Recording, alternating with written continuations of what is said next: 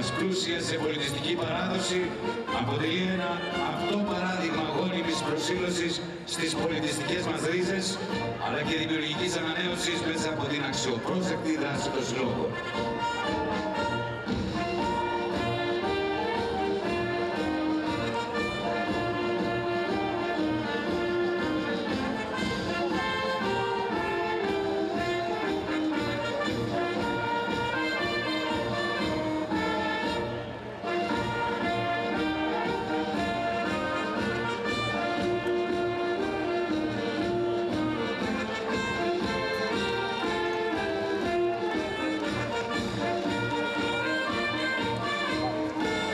Από μπροστά μας περνάει η Ένωση Ποντίων Πιερίας.